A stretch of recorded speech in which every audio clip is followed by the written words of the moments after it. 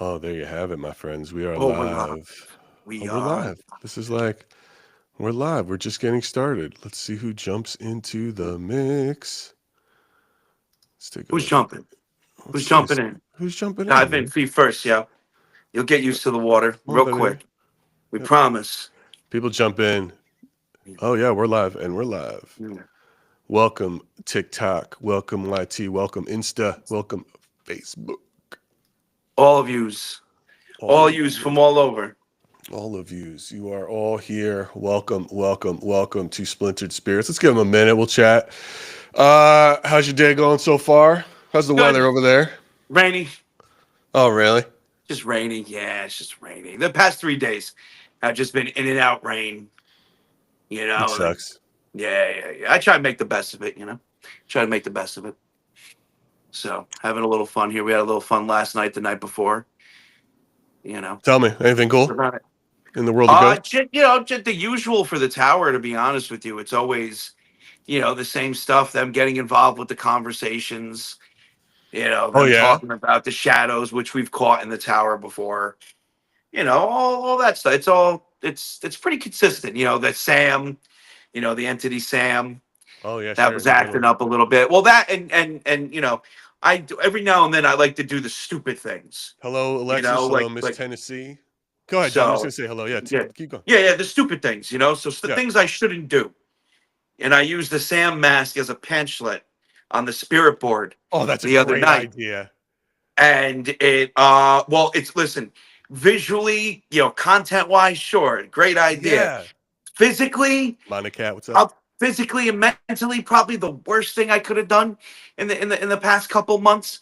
Like I felt like I was getting drained, pressure on my chest, like I couldn't believe. I was hearing auditory responses to things that weren't coming out of the spirit box, whispers, the works. Like it was a connection was made that I regret. Oh, my So it God. was, yeah. It wasn't. It was, but what a great idea. Yeah, that's sick. Yeah, go for it. What's the worst that could happen? Yeah, what's the I worst had that to could pull. happen? I had to pull myself off. I had to. I was like, nope. Been down this road before. Oh, man, that's great. Yeah. It's still So great though to use. I agree. That's a cool thing to do. yeah, and it's perfect too because the mouth is open and you can see through it like the eye on the pamphlet. It Hmm. was perfect. Except it wasn't. How many people on this chat have listened to our past life regression episode? I'm just curious. I did that for you guys, and I happened to learn a lot from it as well. Yeah. Well, But so all right. So what have you learned so far about it? well, the What's biggest the most fascinating thing about it? I'll tell you exactly what the most fascinating thing was. That the whole idea, the whole calling it past life regression is a misnomer. That it's not about a past, like I always looked at it like, oh, this is me back in the day. I'm like reincarnation or something, but Yeah. it's Yeah. not. The belief is everything everywhere all at once. There are All at once. multiple Yeah. timelines happening constantly. It's not from 1,000 years ago or 100 years ago. It's happening right now. Right now. That's Yeah. the thing, Yeah. you Which is know? interesting. Which kind of That's what I falls thought was into wild. it. Kind of falls into my whole multiverse theory. Well, yes, that's part of like, and what spirits are, You and the whole know. thing is it's a different, Yeah. it's this, it's a more of a, leans into this idea of, quantum paranormal and quantum physics and quantum mechanics and things like that. And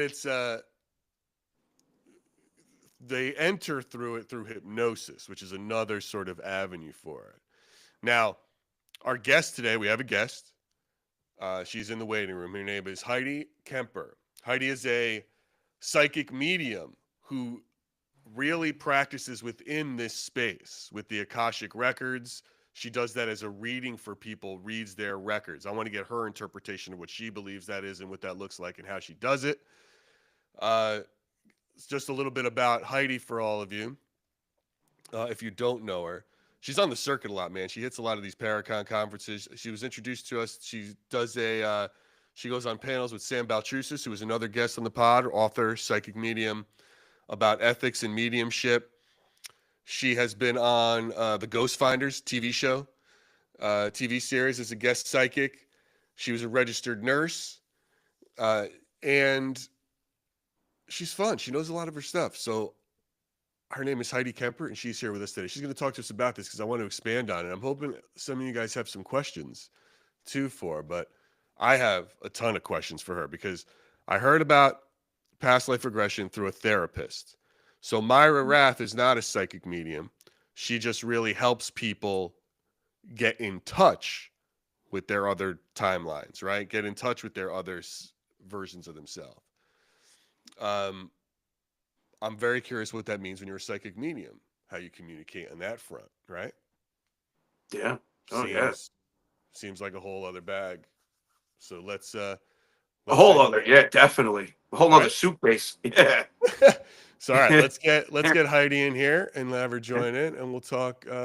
We'll talk to her. Let's see what's up. Hello, hello. Hi. Hi, Hi. Heidi. How are ya? Welcome. Very Hold on a good. second. I How are can't see you? you for some Good, reason. good, There we go. wonderful. Okay. Awesome. Well, thank you so much for coming on the podcast tonight. And we really appreciate it. Yes, very much so. Yeah, Yeah, happy to be here. thank you. Let me just make a quick Yeah. adjustment so I can see you better. Okay. Heidi, thank you so much. Yeah. How's your day? You've been doing a lot of travel lately. Is that for fun or for work? Well, I just got back from Italy on a spiritual retreat. So I guess that was kind of fun, but also for work. Being a psychic medium, I have to keep up on making sure that I maintain my highest self and keep myself connected and, always studying and always learning. And so, yeah, it was a little bit of both, I guess you could say. What does it mean to be on a psychic retreat in Italy? What do you do? Well, the leader of the retreat is also, she's actually a shamanic medium. So she's my teacher and my mentor, but also has become a great friend. Her name's Lori Lipton, and she's based in Michigan. And she led the retreat. I've been on another retreat of hers in the past. We went to Sedona, Arizona. I don't know if you guys have ever been to Sedona. I know Sedona well. Yeah, that is definitely a big retreat town. That was back in 2018, and it was spectacular. And then this was my second spiritual retreat with Lori, and this time in Italy. And it clicked so many boxes for me. My first trip to Europe, kind of a celebration for this new part of my life. I'm newly divorced and stepping into doing my own business as a psychic medium full time. I've shown up in the world, in the traditional world, as a registered nurse for the first 25 years. And this next part of my life is going to be all psychic medium, all spiritual. So I've walked away from corporate world. And so, yeah, it signified so many things this trip. So lots of new You beginnings. gave up being a nurse? So I'll always be a nurse. So let that be said. Okay. I'm a healer. I'm definitely a born healer. Always been drawn to the healing profession. Got my nursing degree, and the last 25 years worked as a registered nurse full time.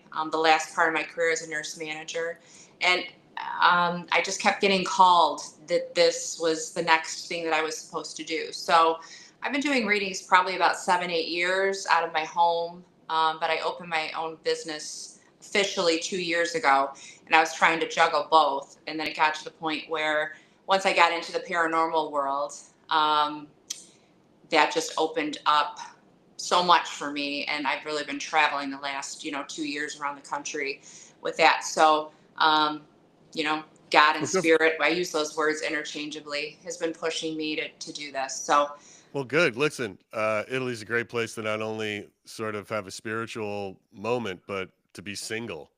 yeah, yeah. It's kind of Well, Italy, let me tell you, those Italian men, but it's not just those Italian men. I think I had an Italian man, a Chinese man, a couple others. One wanted to make me a traditional Chinese dinner, another wanted to take me to a couple wineries. yeah, they So did. yeah, so seeing the world definitely is Yeah, really man, have fun fun with it. to do. Yeah. We have, how do we have some similarities in our backgrounds? John and I, we were both raised Catholic. and now we're sort of very atheist. I think we went to Catholic school for many years, and then we're both sort of like, all right, let's just really take a look at these things, a bit Mm-hmm. focused. I also lost my brother in a car accident, which I understand from you is where you sort of first got or recognized that you might be a psychic. Is that correct? Yes, yes. So, yeah, so you did your research, so I like that. Yeah, I was 20. My brother was 19, and he passed away in a car accident. Him and three of his fraternity brothers were coming home from South Padre Island back in March of 1996, and the driver fell asleep at the wheel and lost control of the car, and three of the four guys passed, including my brother. And so that was a turning point for me. I had just started, you know, learning tarot. I just learned tarot and was learning horoscopes and starting kind of my spiritual journey then before he passed. And after he passed, it just, things started to open up. And even then, you know, it's so funny because since 2013 is when I really started like owning who I am, owning the fact that I'm a psychic medium and not, you know, kind of keeping it a secret. And even still, it took me even really longer to really put myself out there. But looking back on my life retrospectively, I've always been a medium. The first year after my brother passed away, he came and visited me in dreams. Like once a month or so, he'd come and do dream visits and would tell me and give me messages to tell my parents, my brother, you know, his friends, his fraternity brothers. And so, you know, retrospectively looking back, I've always had this gift. I just didn't know what it was. You know, there wasn't a name for it. So yeah, that's really when I really started to start learning about the afterlife. I began studying everything I could, any book I could get my hands on What was your go-to? about What was your the go-to? afterlife. What was your What's go-to that? book? What was your go-to book? What turned you like? Um, What was the one thing that you say, okay, this is what I'm going to follow? um, what is it called? I can see it. I can see the cover of it. Um, well, one of the books I absolutely loved of all time was Sylvia Browne's book, Past Lives, Future Healing, which I think you talked about past lives and past life regression. Maybe we Yeah, touch yeah. topic I'm on very. that. We're going to get into all that because I'm really Yeah, curious. It's yeah. for sure. That's another book that I just absolutely adored. But the other one, it was basically like Hello from Heaven or like Love Never Dies. I think it might have been called Love Never Dies. Okay, so I don't want to misquote, but I think that was the name of the book. And basically, the premise of it was all these stories of families after their loved ones passed, different signs that they received from their loved ones, lights turning on and off by themselves, random TV channels, a song playing on the radio, um, you know, stories like that of the afterlife. And things happened after my brother passed, you know, that you just couldn't explain. There was no explanation for it. So that's when I really started to study the afterlife and what it meant to have past lives and what it meant to um, access somebody's Akashic records. You know, as a psychic, I access everybody's Akashic records, their book of life, and All right. So understanding wait, that. I So want to ask you this on that for sure, and it's because first of all, when my brother died, I got a midlife crisis, and when your brother died, you got like superpowers. It sounds like, which is I'm amazing. sorry about your brother. How long ago did he pass? Like 10. How long I'm ago was sorry. that? Like 10 years ago, right? I mean, I went He's through a laughing midlife at you. That crisis is when it kind of happened. funny. She gets this, It's the she gets to midnight like talk. crisis. She gets superpowers. What is it? What else would you call it? I Well, I listen. mean, I guess you could call it that. Yeah. I mean, I didn't, so I get shit. But so what I'm fascinated by with because it sounds like the books you're reading and with your nursing background that you really want to use your gifts to help people. Is that are you primarily doing that in your practice? Is it a lot of grief counseling or healing Yeah. or is So or your clients people who just want to like solve a problem of their own, not going through some loss. I get a little bit of both. Okay. Believe it or not, not everybody wants to make a connection with somebody who's passed. There's a lot of people that haven't even really had anybody close to them pass. It's not always that. Sometimes it is just insight about their life, like career or love. Love and career are probably my two number one questions, other than Sure. they want to make a connection with somebody.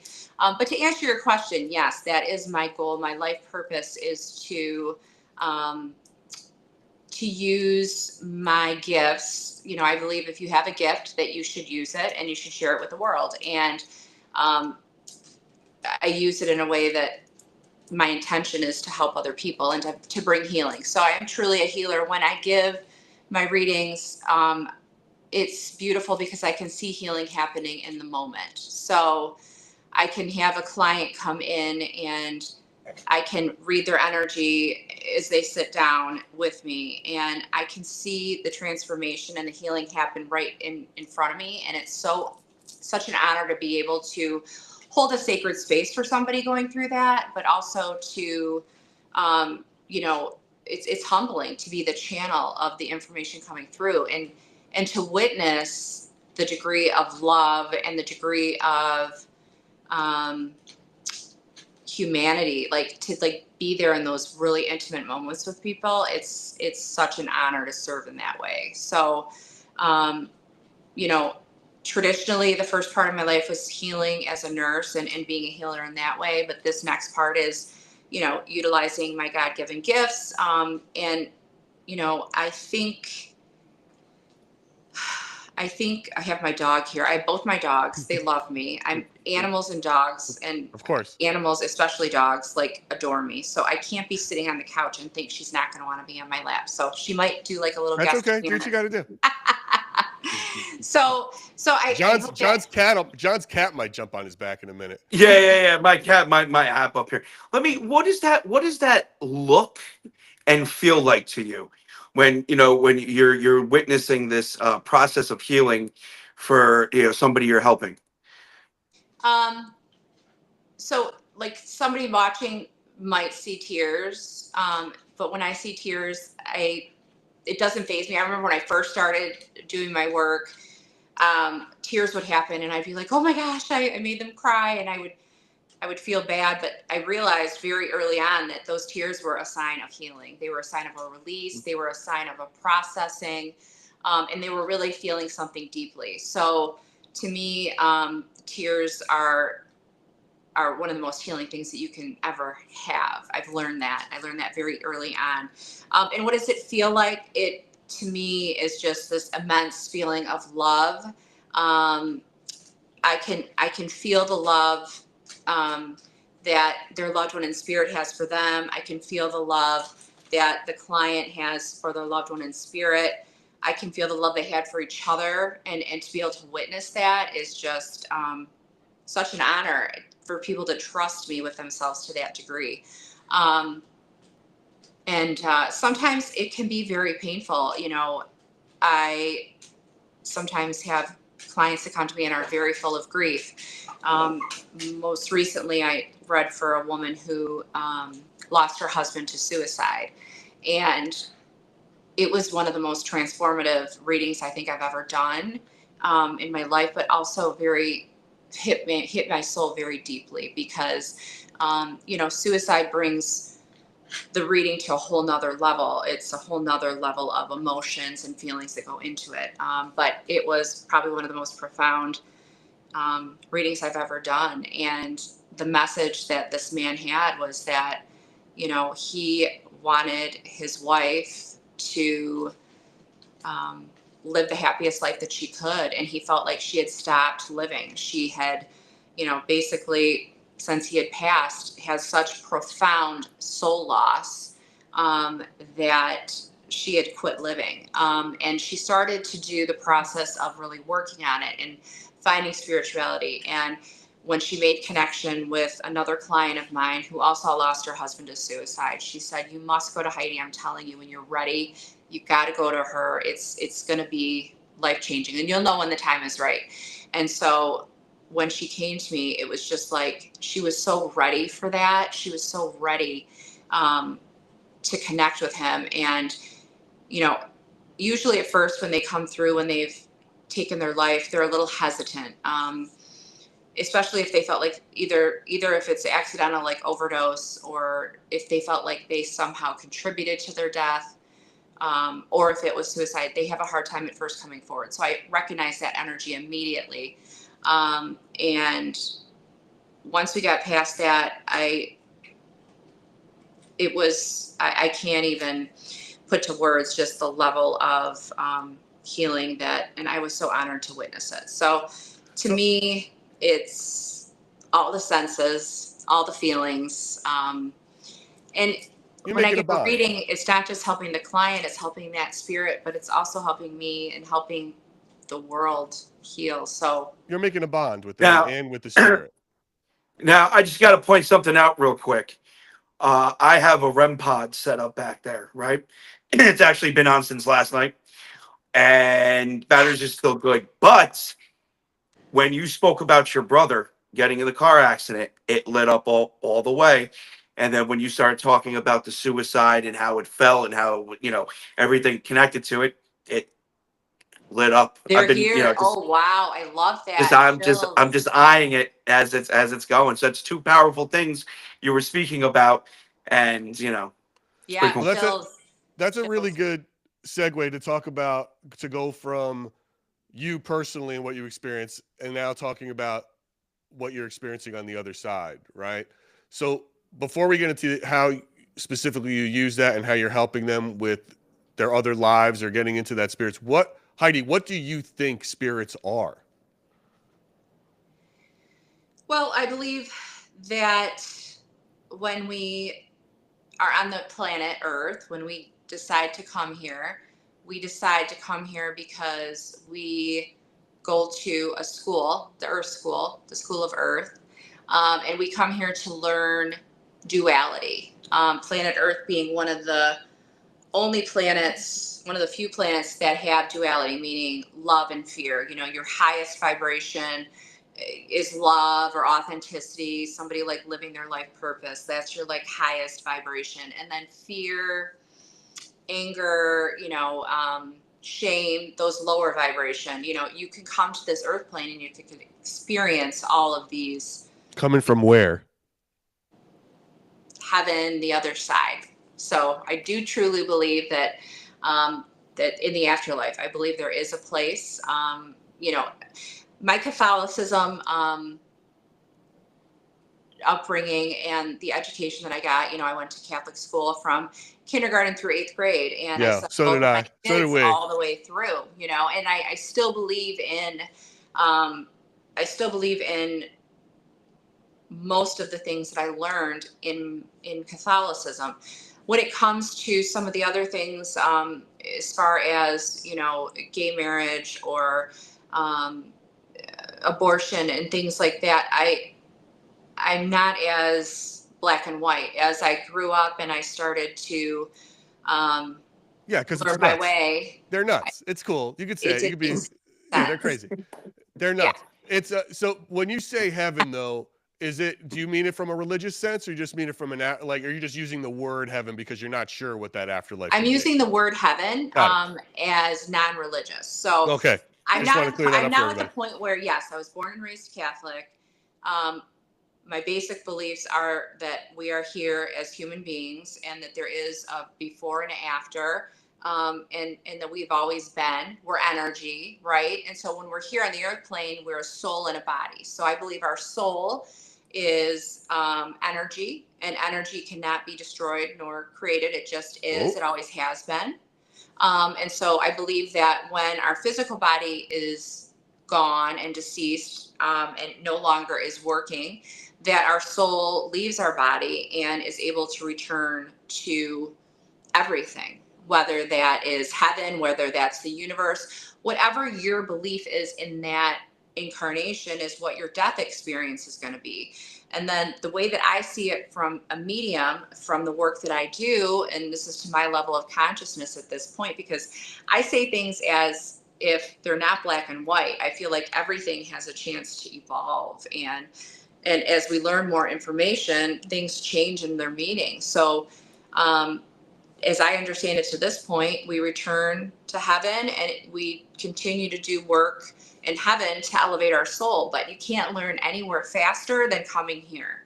You know, you're going to learn things. And people who choose to come here are very elevated souls, because it's not easy living here on the planet. It's not So easy here living on Earth, especially right now. no, so do you look at it like, and I know you're saying heaven is just, you're using just the semantic of it, and not that it's the, the religious sense, but are you looking at it from this point of view of how past life regressionists look at it, where it's a different, there's a higher self of you, and you have different fragments of you? Yep. So I can go down that rabbit hole two different ways. So I Well, can go I down it want you to as, go down the rabbit hole that you track, that you believe in. Like, well, what it's is the direction changing. you're going? So it's changing right now. So right now it's actually changing. It's evolving, my belief in Okay. that, because I used to believe I used to, obviously, like, as a human, as a little girl, and in the school systems, I believed that um, life had a certain path and you lived it, and I believed you live one life and that was it. You live, you die, and you're done, and you go to heaven and you're finished.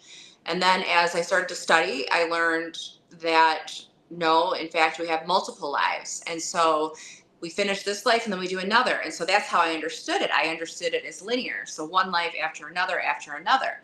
But now I'm at the point where I am more on what you were talking about, that you've got your higher soul, and that you've got all these lives that can come off it, like a wheel. And there's so many different possibilities and so many different ways of getting there, because we do have free will. So yes, before we're born, we come up with a life plan. We say, in this lifetime, I'm going to be a healer, and I'm going to help people understand the afterlife, and I'm going to help people live their best life by giving them a picture of their blueprint in their life and what their possible, choices are going to be. I believe that we have free will. And so when we come here, we've got these main characteristics to work with, but really there's so many limitless possibilities of what that looks like. So now I'm believing that we're living all of our lives simultaneously. And that's kind of like where deja vu comes in, um, and time travel. Because And how how I does that, understand it, sometimes I feel like I time travel sometimes. When I remember my past lives, or if I'm doing a reading for somebody and I tap into a past life, it's as if I'm time traveling, because I'm like What literally was the getting a change, glimpse of that. Heidi? Heidi, what was yeah. the change? What made you go from believing the linear to believing the higher self and the fragments? Like Just more what was studies. More just more studies studies? is Yeah. one of it, but also from experience, from what I get when I do my readings.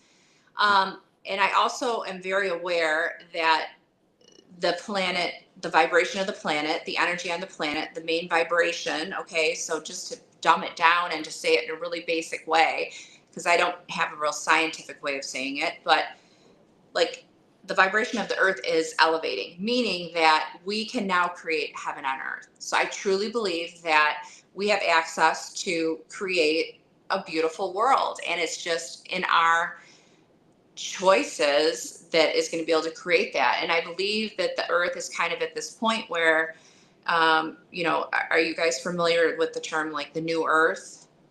No. Okay. So there's a concept that the new earth is here, meaning that with this increase in frequency on the earth plane, that we literally can create heaven on earth. So it used to be that the fifth dimension could only be accessed when we pass. And we live basically in the third dimension, the 3D world, right? And Okay. so the belief system is that heaven was always on, like, the fifth dimension. And a lot of people would say it's located like maybe 3 feet off the ground. Like, if you had to, like, give it a What's on the place. fourth dimension? Right. It's the in between the I third and see. the fifth. So right now, those who are, aware of this shift, it's our job. I'm being called by God, by the universe, by creation, to speak of this new earth and teach people that you really have a choice right now where you want to vibrate. If you want to vibrate in the fear, and you want to vibrate in the lower vibration, that's super easy to get. All you have to do is turn on the news. Doesn't matter what channel you watch. Sure. And Right. you can, walk down the street and you can see the crime, and you can see the dysfunction, and you can turn on the television and you can see people being killed because of their speaking their truth, and you can see people being told to shut up and putting a tape over their mouth and trying to remove them from TV. You can see it. It's happening right now, right in front of us. And we can choose to focus on that, or we can be like me. And I'm not saying be like me because I'm the way to be, but I'm just saying, like, I've been living this way for probably 3-4 years. I don't watch the news. It does nothing but bring my vibration down. I have cut narcissistic people out of my life. I have cut um, Well, yeah, jobs. man, you just went to Italy. You're Stella getting her Yeah. groove back. I mean, that's Yeah. really, it's good for Yeah, you. Heidi. First of Listen, all, I don't I blame you mean, on that one bit. You turn on the news and it's like 10 p.m. We're all gonna die. yeah, it's the worst. Exactly. And It's they live and they thrive off of that. And it's very sad because yeah. journalism has a very important role in our world. And if we give our power away to either a church that's telling us we're living in I believe in just being good humans. I don't care what your religion is. I don't care what your political party affiliation is. To me, it's just being a good human, because we have more in common than we have different. So And let me ask you this, Heidi. So just on a practical basis with your clients, with this belief that you have, how does that apply? How do you apply what you call soul retrieval to Akashic record readings to help somebody put the pieces back together? I might be using the wrong terminology here, but what is it? How do you practically get them to that place, or hopefully to get back to a place of being happy or their frequencies up?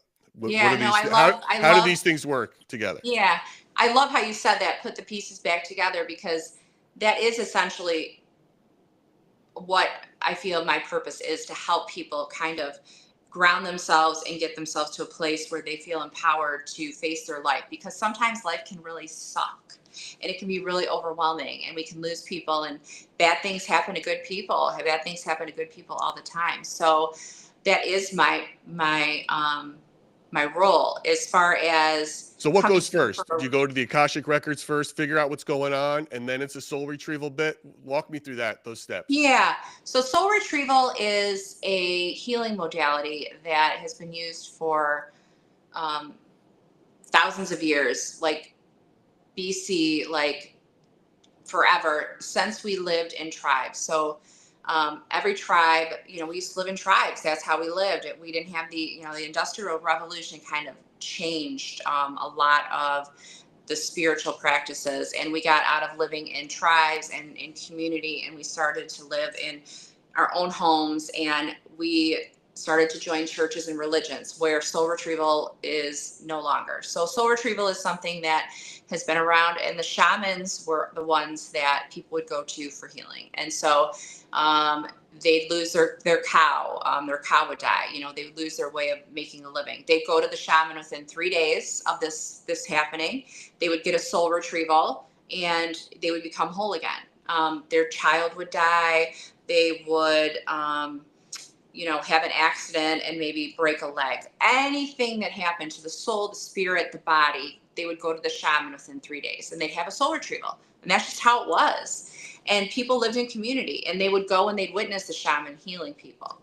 And then we started living separately, and the shamans were told to go away, and the religions took over, and we quit doing it. And so for lifetimes, people are going without these soul retrievals, without these healings. And so soul retrieval is a healing modality that I learned about 7-8 years ago. I went through an intuitive practitioner certification program with my teacher, Lori Lipton, who I talked about earlier. And it was a year-long course, and basically taught me all sorts of things about spirituality, one of which was soul retrieval. And I learned how to do I don't want to say I learned how to do, because I basically remembered how to do soul retrievals, meaning I know that I've done soul retrievals in multiple lifetimes. I've been a healer in multiple lifetimes. I have been a shaman in multiple lifetimes. And I've been trained in shamanic practices. So it's a shamanic practice where you go into an altered state of consciousness. I go into a meditative state where I reach theta consciousness. And during that time, I'm able to go into either the upper world, the lower world, or the middle world. The upper world is like heaven or places like the higher level realms. The lower world, as a Catholic, when I first heard about it, I thought it was hell. And I was scared of it, but it's actually not. It is in fact underground within the earth, and I do most of my soul retrievals in the lower world, and that is where you will find like spirit animals, you will find helpers, you will your spirit guides go with you to the lower world, but they also go with you to the upper world. And then the middle world is here. So I can do some work even here in the middle world. I do essence retrieval, I do physical healings in the middle world. But when I go in to do soul retrieval, 99% of the time it's in the lower world. And so I will go into altered state of consciousness. I will go to the lower world. I usually go through a tree. And as a shaman, I listen to drumming music. It puts me into that meditative state. And there I will be greeted by spirit animals. When I first started, I always met with a reindeer. He was probably my first spirit guide for my first year that I did soul retrieval. And he would fly me to different lifetimes. And we did some awesome work together. But now it's different every time. Sometimes it's my spirit animal still comes. Sometimes the client that I'm doing a soul retrieval for. What's your spirit animal? Well, it changes. It Okay. changes. I have multiple. The last soul retrieval I did. Oh, so the client's there. You're meditated. You're getting a meditative state to help them.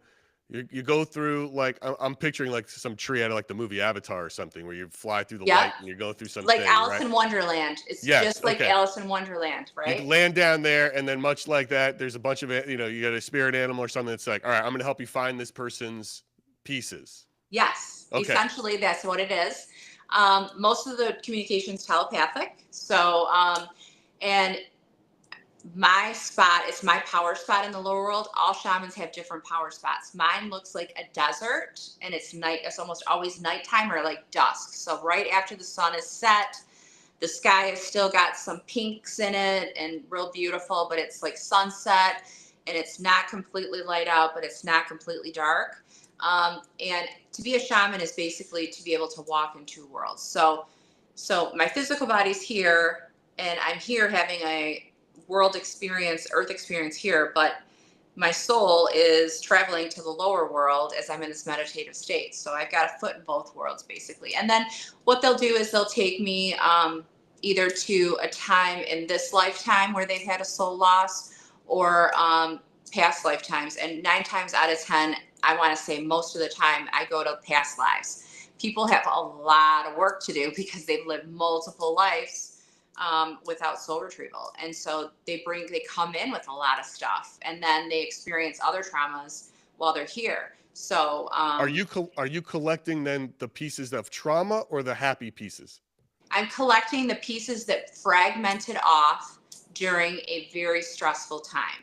So, for example, one of the first soul retrievals I ever did was for a client of mine who I didn't take payment at first because I wanted to make sure I was really well versed in it, and I felt really confident that I was, providing a good product. I took it with high level of responsibility. So when she came to me, she knew I was not going to take payment, that I was doing this like quote unquote as practice. And she was up for it. And so she came over and she had a little bag, and she's like, you get to open this after. She brought me a little gift, which I was like, that's not necessary, but thank you.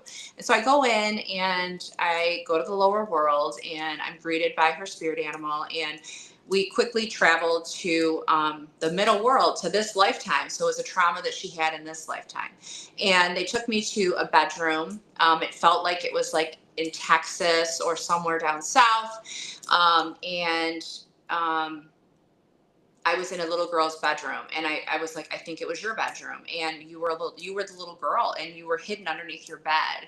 And so I was under there with you, and you were shaking and crying, and you were so afraid. You were like 6, 7, maybe 8 years old, and you were so afraid that you were shaking, and all we could hear was yelling and screaming, and there were police cars outside, and there were sirens, and there was a lot of yelling and screaming, and you were so afraid. And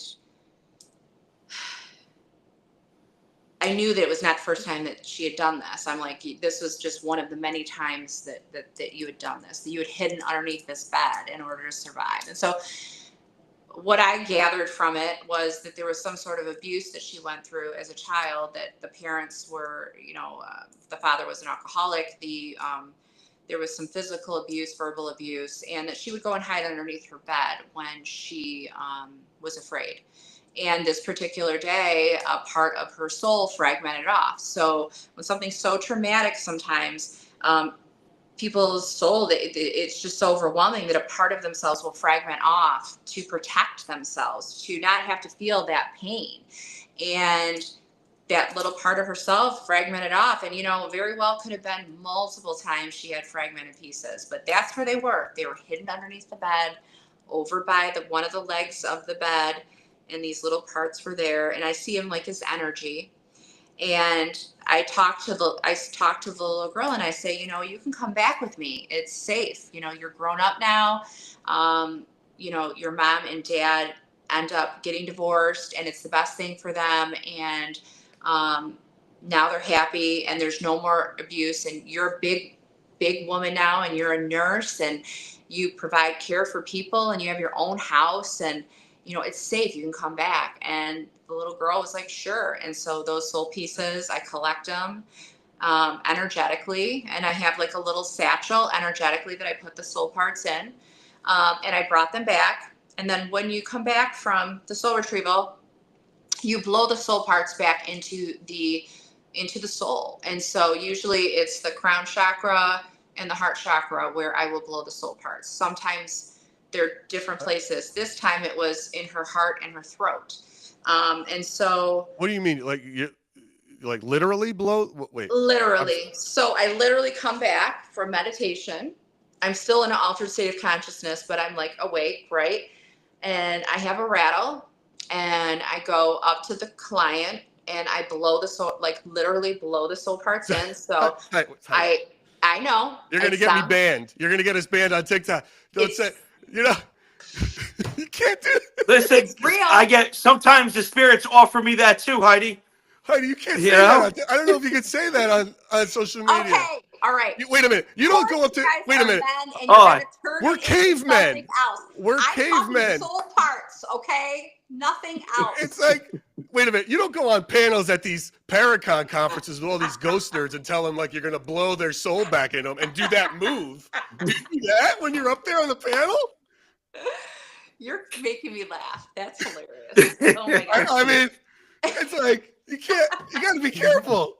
All those guys are going to be like, how do I get I'm almost done with all right, okay? Let's get back into it. Akashic Records. All right, let's redirect. All right, okay. Let's get back into it. After you blow the client's soul back into them. Exactly, right? But it's real, okay? Look the book up. It's called Soul Retrieval by Sandra Ingerman. She is one of the highest experts in soul retrieval. She's written books about it. There's college courses taught about it. I mean, it's a real thing, okay? And so she was arrested for solicitation, by the way, but that's exactly. That's a whole nother story. But when I came back, I blew her soul parts back in, and I talked to her about what I had seen. And as I'm explaining it to her, she's just like, wow, just stunned. It's saying reconnecting. So should I wait a minute? Can you guys hear me? I can hear you. No, you can still talk. Yeah, you're good. Because it's recording. Don't worry about it. Good. I just want to make sure that it's not doing it. It's like catching up. Okay. No, we'll be all right. So it's funny because she's in spirit now, and I'm feeling her coming in as we're talking about this. She passed away about 1.5 years ago. Oh, wow. Yeah. So anyway, long story short, I came back, And, she processed it, and it was a lot to process. And, but she was really grateful. And at the end, I had told her that the bumblebee had come and said that it needed to be, um, to help reintegrate the soul parts. So Was after you that do her? a soul, Was that her spirit? Was that her spirit animal, the bumblebee? well, it was one of them. I don't remember what her spirit animal was, to be honest. But actually, I think it probably was my reindeer, because it was when I was first doing soul retrievals. So my reindeer had came and got me, and we went. That's what it was. But the bumblebee, after you do a soul retrieval, spirit will give you a totem to help welcome the soul parts back in. So when you've had a soul retrieval and those parts are returned back to you, they can easily go back, because they need to be grounded and they need to reintegrate. And so in order to reintegrate, you are given a totem. And so the client is asked to focus on this totem for a week, and this totem will help them reintegrate the soul parts. So for her, it was a bumblebee, and the bumblebee was helping her remember to use her voice, helping her remember she was safe. And they'd asked me to return soul parts to her throat chakra, and it showed that in her childhood that she really felt like she lost her voice, like she wasn't able to speak up for herself and her rights. And it had a lot to do with the fact that she had all this fragmented soul parts, and now that these soul parts are back with her, the bumblebee wanted to help her keep those soul parts. And so the bumblebee was saying, focus on me. And then also it was encouraging her to do anything that had to do with the beeps. So like honey, like drink stuff with honey, or,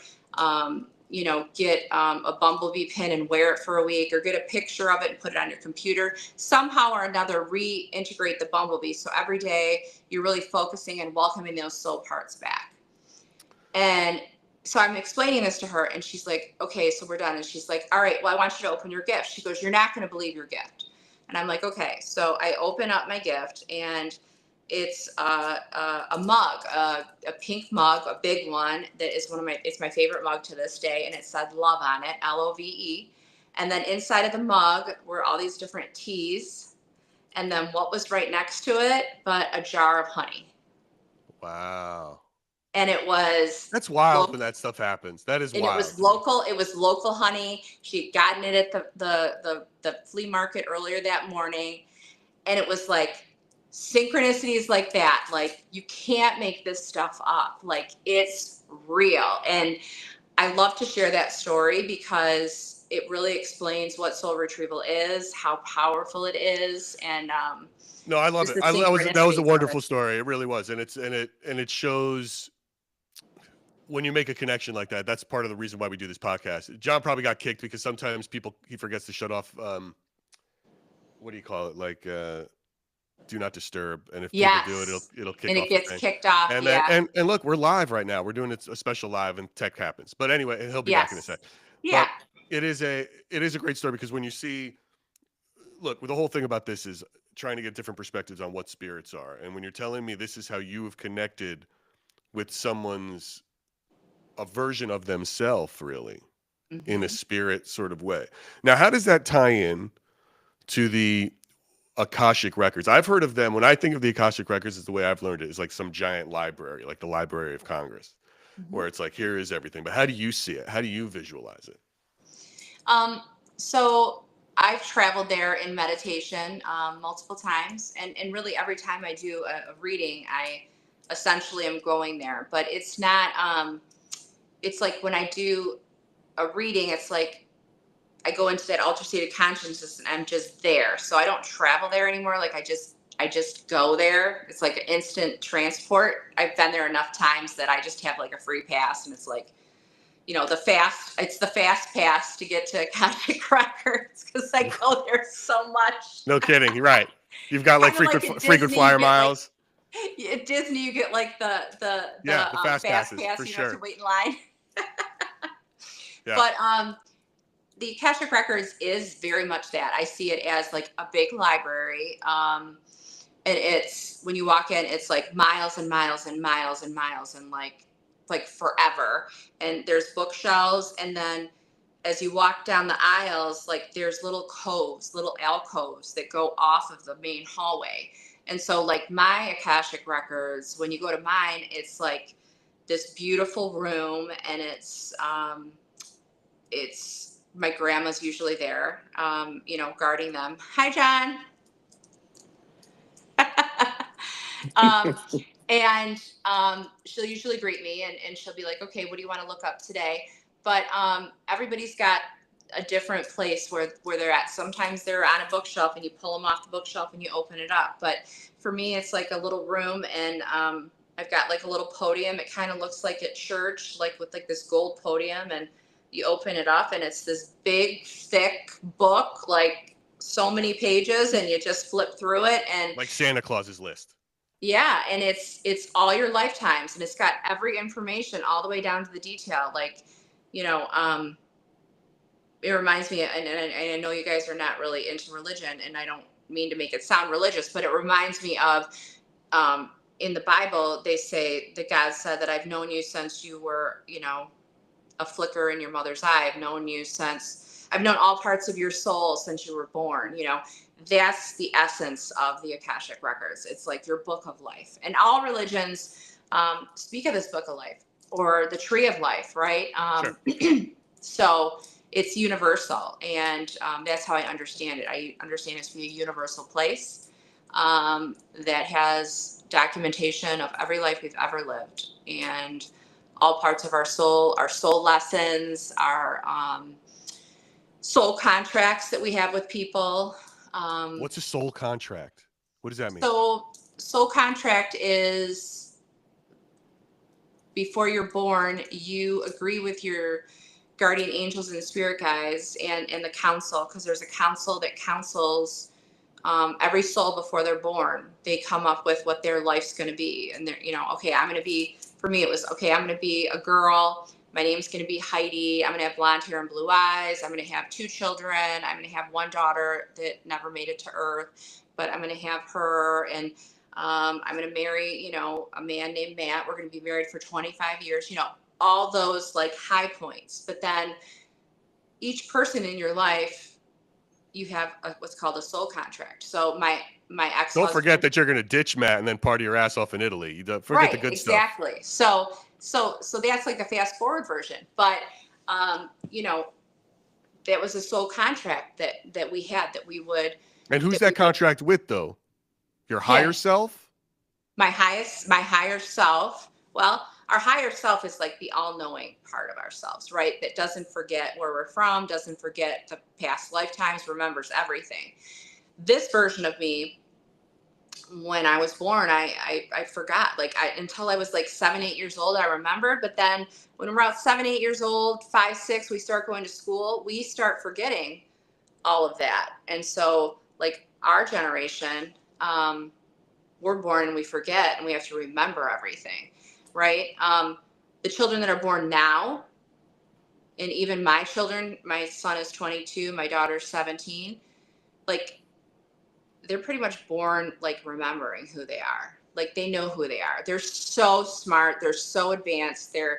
They can see things at such a higher level of understanding spiritually. Like that's what gives me hope for our future as a country and as a world, as a planet, is our children. Like they're born awake. They know what this shit is about. They know that we should not be letting religion and politics and bullshit get in the way of, being good humans. And we have more in common than we have different. Like, what are we doing?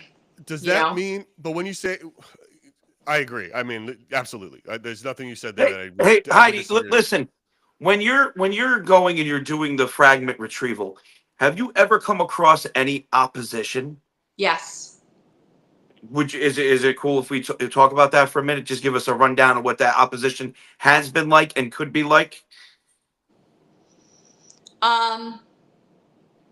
It can be kind of scary, actually. Who gives you the opposition? Like a third party or the spirit itself? It's been a third party and then the spirit itself. So sometimes people are trapped by other souls. That's pretty rare, but I have come across that. I haven't ever read for somebody in that aspect, but I picked up on the energy of that. Like drug addicts, like people that like heroin addicts. And this is not being said in judgment at all, but I'm talking like people that are vibrating at a very low level, meaning, there's a lot of shame. There's a lot of addiction. And when you have addiction to alcohol, to drugs, you create energetic holes in your energetic field. And that allows entities or really anything to kind of come into your system. And so you open yourself up to that. And so I have, rubbed shoulders with souls that are really vibing very low. And I would categorize it as like hell.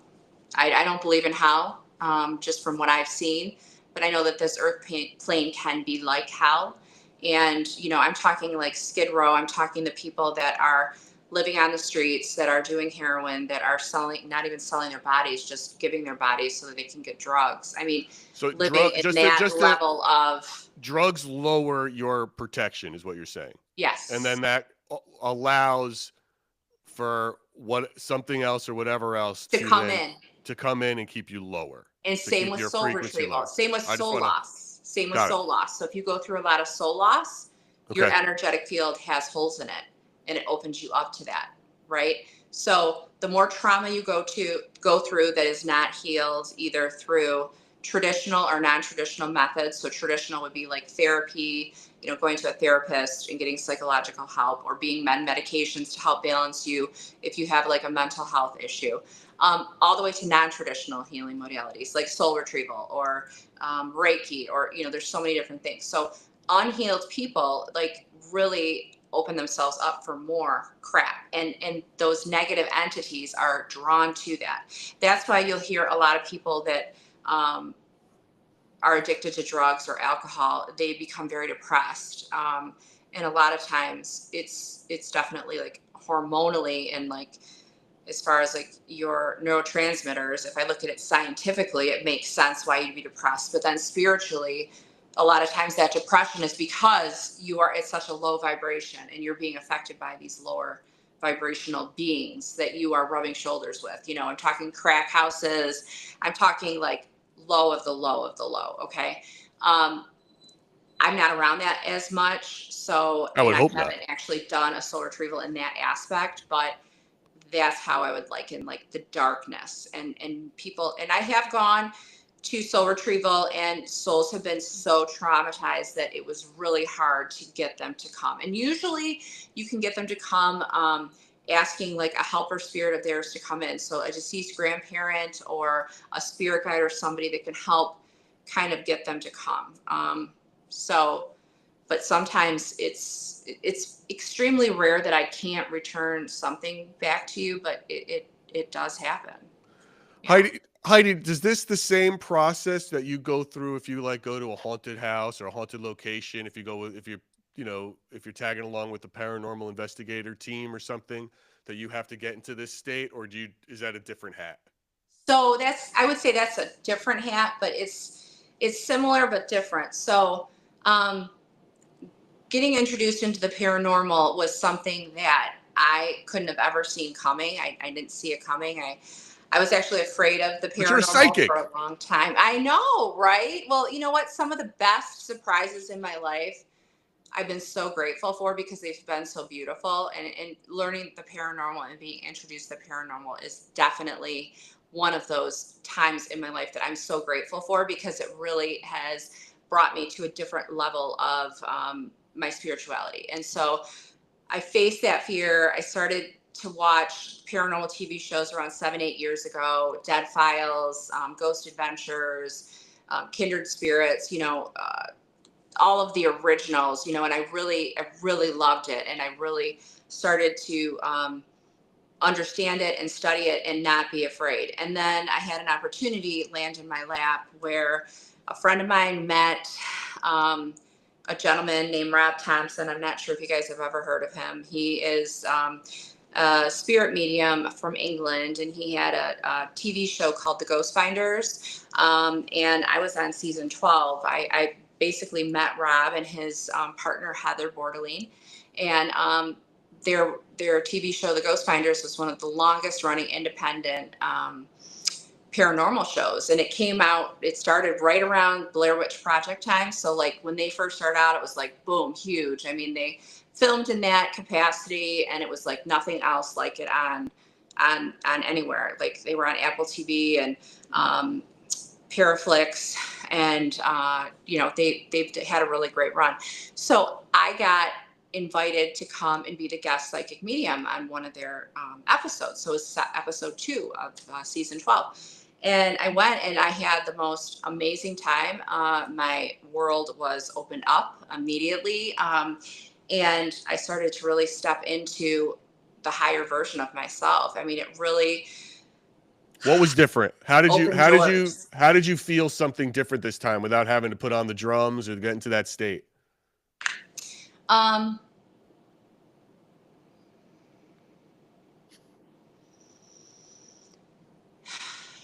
did the spirit feel different? It's the same thing. It's just I'm not sitting down with somebody across from me. Like that's like the traditional sense. Like I'll do a Zoom or somebody will come sit with me, but I never had like read energy of places.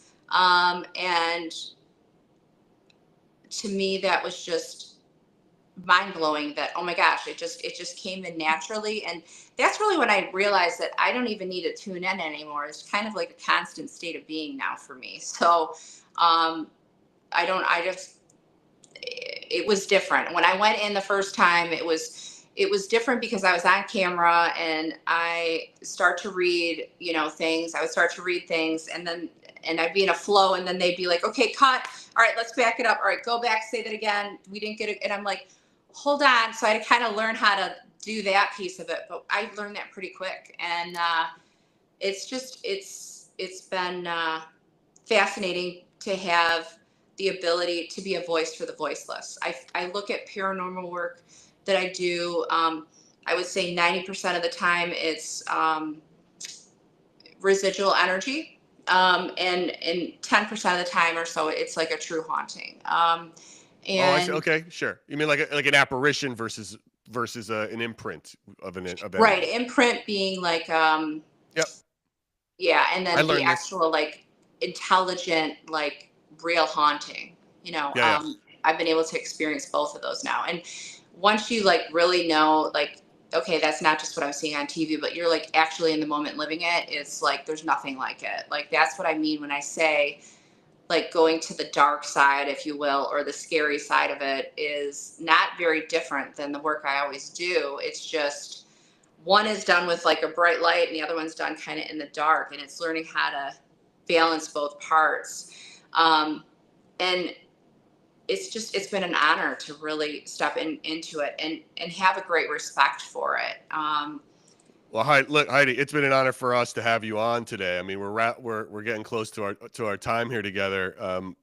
For the hour, I could go on for another hour. I feel like I could talk like hours with you guys. I would love to have you back on. I have so many other things. I have so many other questions. I barely got through half of them. I would love it. So first of all, everybody can find Heidi and I'm gonna look. I repost these lives. It'll be part wherever you get your podcasts. I'll be redropping this tomorrow morning. So if from Spotify to YouTube, everywhere podcasts are, you can find Heidi Kemper at HeidiKemper.com. Book a session. Take it out. Heidi, how would you leave us with this? What do you want people out there to know, to walk away with, if they're in a situation, and how they should look at what their situation is based on how it could connect to their past life? What's a message you can leave with them, or something, that how they should recognize it, or I think there's a feeling of familiarity. There's a feeling of remembering and just knowing that there's something significant about this place or this person. Like you meet somebody and there's this instant connection. There's an instant recognition. Sometimes just looking in the eyes, there's just a feeling in the soul. A location like Italy. I was always drawn to Italy. I always wanted to go to Italy. It was on my bucket list. It was the first country I wanted to go to in Europe. And as soon as I touched my feet on the ground there, it was like, I've been here before. It's my favorite place. It's my favorite place. And it's, just talk about Italy real quick. It's like, everywhere you go in Italy, it's like the food is awesome. Like if you stop, You can just stop at some like because you're doing tours, like you're walking around. There's so much to see, so you just want to stop and grab someplace quick at some cafe, and it's delicious. Which I would say is better than like Paris was, where it's you have to go to. Of course, Paris has wonderful restaurants, but Yeah.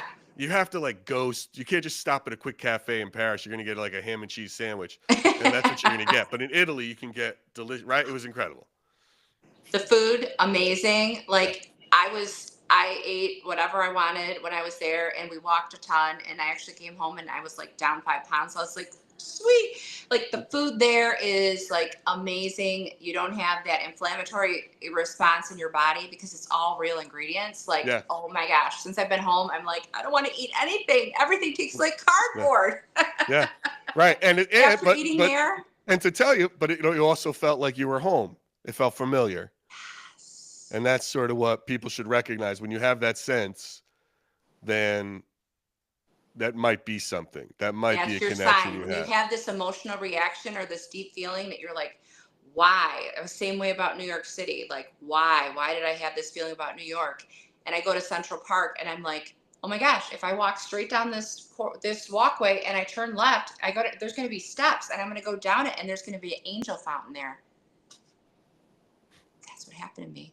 Like, and my husband at the time, he was like, what the hell just happened? I'm like, I don't know, but I told you I lived a past life here, and obviously I was here before when Central Park was just built. So we're talking late 1800s, early 1900s. So what do you want? I don't know. So yeah, it's a beautiful Heidi, thing to experience and to look into. So no, listen, we definitely have to have you back. I have so many more questions, and I want to hear so many more stories. It was really fun to have you. I really appreciate you taking the time to talk to us about this. You guys too. And friend request me. I'm on Facebook, you guys. So friend request me. I want to keep in touch. And then, yeah, if anybody's interested in, a reading or to connect with me, I'm all over social media. And they said my website. HeidiKemper.com. Yep. I will put her information will be in the links when this is posted, link tree in my bio. Heidi, when I say goodbye to you right now, you're going to see it's uploading. Before you close that browser out, just let it go to the end. Thank you so much. Thank you, guys. Really, Heidi, thank you. You guys are amazing. I hope we get to meet in person one day. Oh, would love it. Yes. Yeah, it'd be awesome. We'll figure that out too for sure. Heidi, where are you from, Heidi? You local? Right outside of Detroit, Michigan. Okay. Oh, wow. All right. Okay. All right. Cool. New York and Cali. Yeah, love it. I love California. I love New York. Both my favorite places. Yeah, so what's not to love, man? It's awesome. I know. Heidi. Well, Heidi, again, listen, thank you so much. All right. Thanks, guys. All right. Bye. Take care. Bye-bye. That was wild. That was really interesting. And funny. She's a good sport. Because no, that was great. It's interesting. When you sort of look at everyone's perspective, what are the commonalities, right?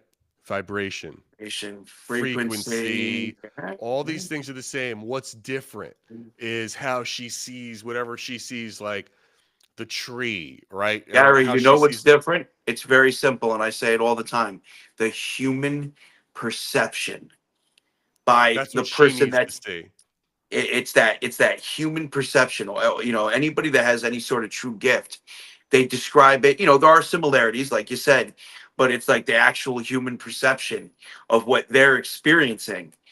And it makes me think I would love to like line up like a bunch of people with gifts and be like, okay, this scenario, what do you see? Right? You know what's funny, dude? You know what it reminds of? This is a totally obscure reference, a movie reference. It was a Robert Zemeckis film with Jodie Foster where a Contact. Have you ever seen the movie Contact? Yeah. Right? And at the end, she's in that gyroscope and then she falls through and she's in this place. And it's her old house. And she sees her dad, right? And it's an alien. It's like, what is this? It's like, well, this is the form I'm taking because you wouldn't be able to understand the form if you saw me in my true form, right? And then she comes back to Earth, and it's like it really in their world she fell straight through in the real world, but she was trapped there, and then there was like a little side bit about there was hours of static while she was over there. But anyway, it was that idea of this is what I'm showing you because this is what you relate to is interesting. Even though those commonalities of frequency, vibration, and all that stuff a lot of people seem to be in that philosophy, or she Yeah. would say that modality of their thought process, right? It's crazy. Yeah. What do you guys Interesting. think? Is everybody there like Heidi? Check her out, HeidiKemper.com. You know, anyone have any other questions? I really appreciate it. There's a lot of you, and I'm sorry we can't get to you in these chats when we have guests, guys. It's just hard to see you all. But I really appreciate you being here. We had a lot of folks checking us out. Cool. Um, Thank you, everyone. but that's it for today. SoCo Paranormal. Thanks for stopping in. Love it. What's up, Jolly? Jolly's great too. Jolly's mom is online too. It's funny. She has her own feed. She does her own lives, and sometimes they're in there talking, and it's great. It's so sweet. It's like the sweetest thing on the internet. It's wholesome. I feel like he should be bringing her on ghost hunts. Wholesome. If he does, I haven't seen it, but yeah, it's cool. What up, Jolly? Guys, thank you so much. I don't have anything else. John, you got anything else you want to leave the good people with? Nope. Thanks for watching, guys. I hope you enjoyed Heidi and these past couple of episodes. Yeah, with, Myra Rath that just dropped on regression. Tuesday. Yeah, it was a great episode on Tuesdays, episode 20 with Myra Rath, where I got the crash course in past life regression therapy. Myra is not a psychic medium; she's a hypnotist and a therapist who helps people discover it for themselves, which is a really interesting sort of way to go about it, right? And then that reminds me, Gary. Everybody, if you haven't done it yet, jump over on the YTs and give us a follow. We are so close to hitting a milestone of 1,000 subscribers on the YTs. That's right. If you're watching on Stand Up Paranormal right now, hop over to Splintered Spirits and please like, share, subscribe. We are so close. I mean, we're less than 20 people away from hitting our first mark of 1,000 subs, which would be super great. So please do it. We appreciate you guys. And then that's it. So yeah, check that out. Next Tuesday's episode is an oldie, but goldie, episode 2, which, dude, we recorded episode 2 a year ago. A year ago. To the day. Today. It was a year ago yesterday. Yeah, a year ago yesterday. That's wild. So we're redropping episode 2 with full video. That's where John first tells me about Edward when John's in the cemetery. So it's fun to see it with video. And by the way, I look like total shit because I didn't think we were going to use video. I was like, I think I look like I just rolled out of bed, and it's because I did. I was like, what did I care? We're never going to be a video podcast. But then that changed pretty quick. Well, that changed pretty quick. I know. Now it's all, let me now it's video. But hey, let me shave before I come on. Look a little like, get the background light, a little bokeh depth of field. You got to make it look a little polished. It's raw. It's raw. That one's raw. That one's raw. It's raw. Megs, thank you so much. You're so sweet. I love it. Listen. Well, flattery gets you everywhere. She said you're still handsome, which I love. She's my new favorite for today. I appreciate it. Well, so Gary, this has been fun, man. It's a great episode. Fun. Everybody, thank you so much for joining Splintered Spirits. Everybody, thank you. And we will talk to you guys soon. Yeah. See you guys later. Everybody.